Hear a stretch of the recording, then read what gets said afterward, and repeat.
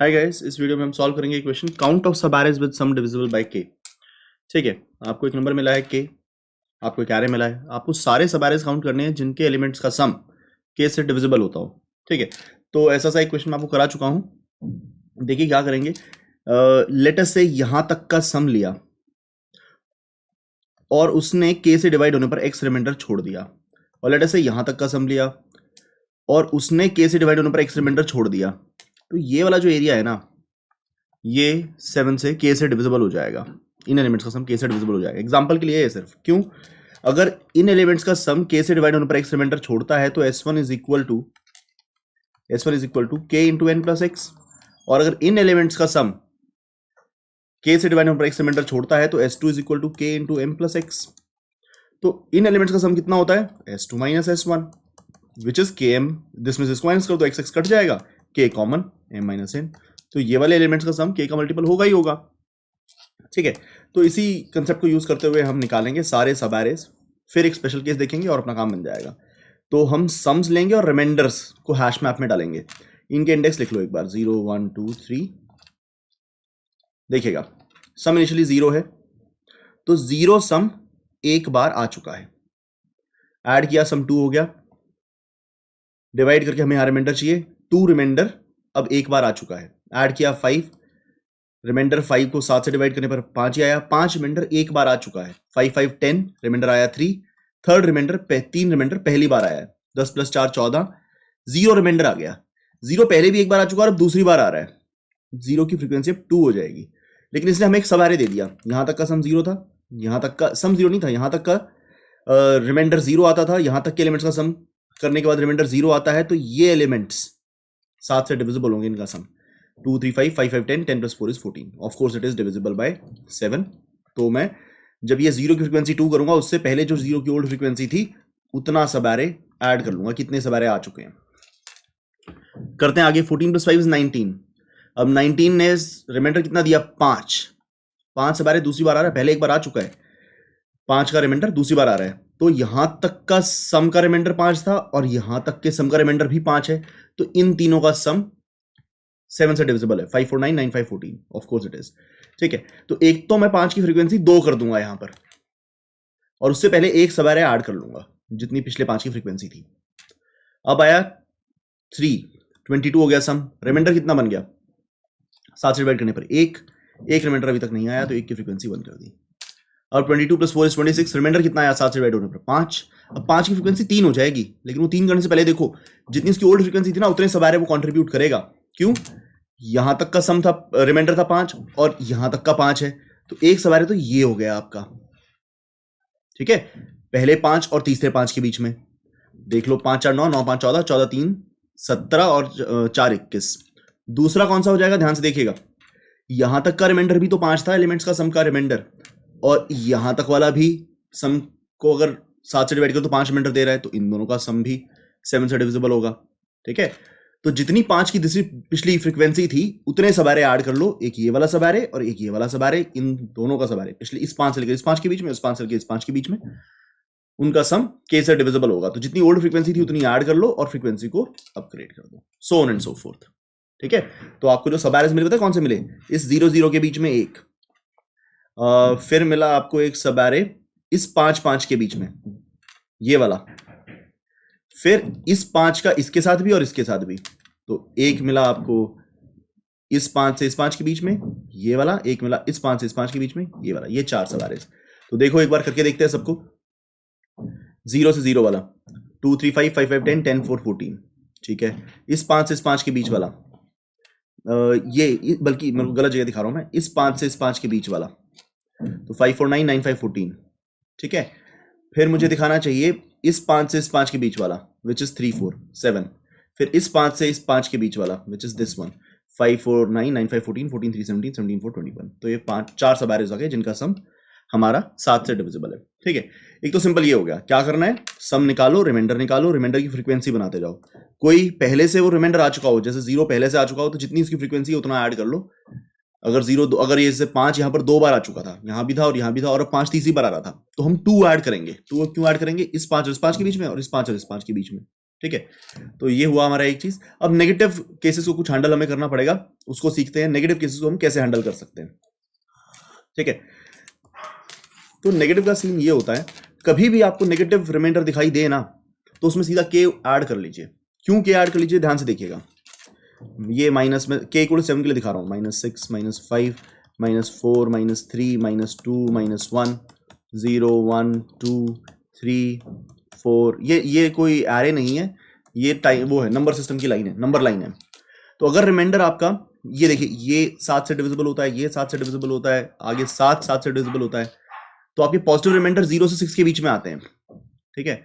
कभी आपका negative reminder आ जाए सम को डिवाइड करने पर, जैसे -5 आ जाए, तो जो -5 है ना, वो 2 के साथ पेयर करता है। -5 इज नॉट इक्वल टू 2, लेकिन -5 और 2 के बीच में 7 का गैप होता है, ठीक है।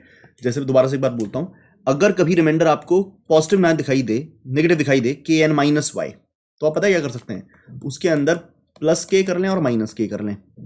तो ये इन दोनों अगर पेयर कर दूं मैं, kn और -k को, तो ये बन जाएगा kn-1, और ये बच जाएगा एक पॉजिटिव नंबर। कभी भी रिमाइंडर नेगेटिव दिखाई दे तो उसको पॉजिटिव कैसे बनाएं, +k -k, तो माइनस वाला तो आपके साथ k का मल्टीपल फिर से बना देगा, और आपके पास k-y बच जाएगा। जैसे कभी नंबर आपको 7n-5 नेचर का नजर आए ना, तो आप सिंपल समझ जाइएगा कि ये 7n-5 इज ऑल्सो 7n-+2। कैसे, इसमें +7 -7 कर लो भाई, 7n-5 +7 -7, ये दोनों आपस में 7n-1, और ये हो गया 7 - 5। आपका 5 किस में, -5 किस में कन्वर्ट हो गया, 7 - 5 में। इसको मैं अब n' बोल देता हूँ, 7n' plus 7 - 5 which is a positive number. मैं उसको k-y भी तो बोल सकता हूँ। कभी भी नेगेटिव रिमाइंडर नजर आए तो उसमें k ऐड कर दें, ठीक है। तो इसको आप ऐसे नहीं समझेंगे, इसको एक एग्जांपल के साथ करेंगे तो आपको ज्यादा अच्छे से बात समझ में आएगी। तो ये मैं एक केस ले आया आपके लिए, यही समझाने के लिए, ठीक है। तो सम रिमाइंडर, सम शुरुआत में 0 था, 0 की फ्रीक्वेंसी, 0 रिमाइंडर की फ्रीक्वेंसी 1 थी। इसको प्रोसेस किया, सम हुआ 2, रिमाइंडर 2 की पहली फ्रीक्वेंसी, सम हुआ -4। अब यहां पर -4 की फ्रीक्वेंसी सेव ना करें, रिमाइंडर -4 नजर आ रहा है ना आपको, वो -4 नहीं है। अगर k = 7 के लिए सॉल्व कर रहे हैं तो -4 + 7 दैट इज 3 एक्चुअली, ठीक है। वही वाली बात, 7n-4 समझने के बजाय इसे आप 7n-+3 समझ लें, +7 - 7 करें, ठीक है। इसके अंदर +7 - 7 करें, और ये दोनों पेयर हुए, 7n-1 +3, -4 की जगह +3 हो गया, 7n-+3। कभी भी रिमाइंडर नेगेटिव नजर आए तो उसे पॉजिटिव जरूर बना लें। तो 3 की फ्रीक्वेंसी 1 हो गई, -4 + 3 इज -1, -1 को अब क्या मानेंगे, 6 माने, -1 + 1 इज 0, 0 की फ्रीक्वेंसी अब यहां पर 2 होने वाली है, पहले 1 हो चुकी है। इसका मतलब ये एक सब एरे था और ये एक सब एरे था, यहां पर 0 रिमाइंडर था और यहां पर दोबारा 0 रिमाइंडर, तो इनका सम 7 से डिविजिबल है। देख लें एक बार, 2 + -6 is -4, -4 + 3 is -1, -1 + 1 is 0, 0 is divisible by, certainly divisible है 0। तो मैं इस वाले सबारे को लिख सकता हूं, एक मिल गया हमको, कौन सा मिला, 2 - 6 3 1।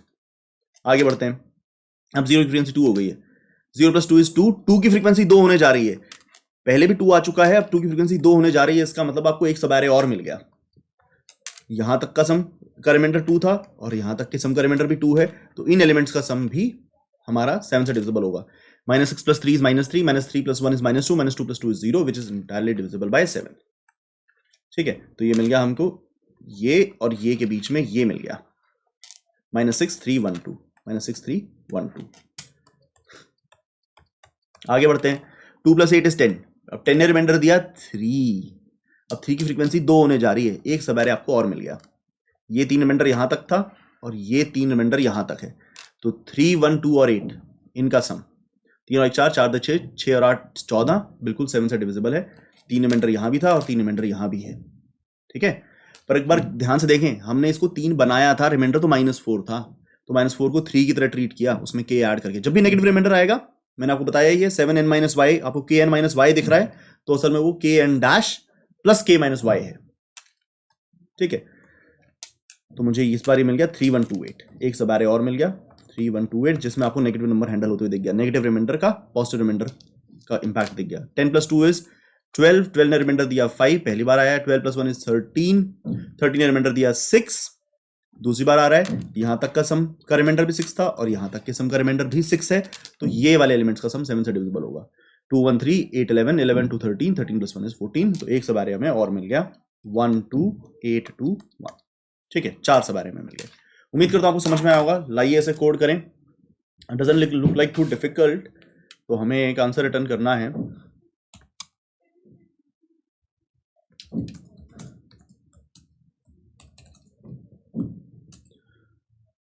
हैश मैप हम बनाएंगे इंटीजर वर्सेस इंटीजर का, जो क्या स्टोर करेगा, रिमाइंडर की फ्रीक्वेंसी, रिमाइंडर्स की फ्रीक्वेंसी ये स्टोर करेगा। तो शुरुआत में ही ये 0 के सामने 1 डाल देगा, क्योंकि इनिशियली सम 0 है, रिमाइंडर भी 0 है। बस आपको एक चीज का ध्यान देना है, कभी भी रिमाइंडर नेगेटिव आए तो उसको पॉजिटिव बना लें। तो सम में ऐड किया, रिमाइंडर निकाला, अगर रिमाइंडर नेगेटिव है तो उसमें k ऐड कर लिया, जिसका रीजन मैं आपको बता चुका हूं। असल में हम kn-y को kn-+k-y की टर्म्स में देखना चाहते हैं। मैं सिंपल सी बात आपको दोबारा कहता हूं, रिमाइंडर नेगेटिव आया मतलब आप उसे kn-y टाइप है वो। अब इसको हम इसमें k प्लस माइनस कर लें और मैं इन दोनों को पेयर कर दूं तो kn-1 + k-y भी तो ये नंबर है कि नहीं है। तो क्या इसमें kn-+k-y समझ सकता हूं कि नहीं समझ सकता हूं? कभी भी आपका रिमाइंडर नेगेटिव आए तो उसे पॉजिटिव इस तरह से बना लें, k-y करके रिमाइंडर को पॉजिटिव बना लें। kn-y number is also equal to kn-+k-y। ठीक है, मल्टीपल कोई और यूज हो जाएगा बस। एक बार आपने ये कर लिया, अब आपको देखना है मैप में ये नंबर पहले से है कि नहीं। मैप डॉट कंटेन्स की, क्या ये रिमाइंडर पहले से है? अगर ये रिमाइंडर पहले से है तो आंसर में हम ऐड करेंगे जो इसकी पुरानी फ्रीक्वेंसी है, मैप डॉट गेट रिमाइंडर, और फिर मैप के अंदर इसकी फ्रीक्वेंसी बढ़ा देंगे।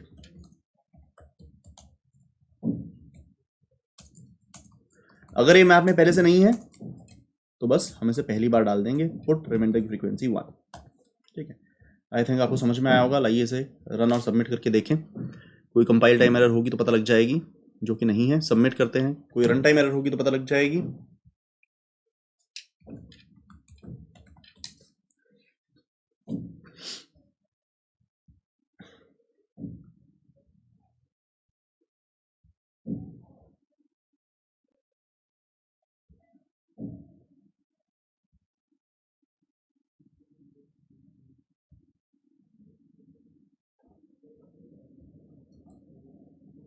सबमिट करते हैं। Correct answer. तो उम्मीद करता हूं आपको समझ में आए होंगे, सारे किसी समझ में आए होंगे, नेगेटिव रिमाइंडर भी समझ में आया होगा। मिलते हैं अगले सवाल में। Thank you very much.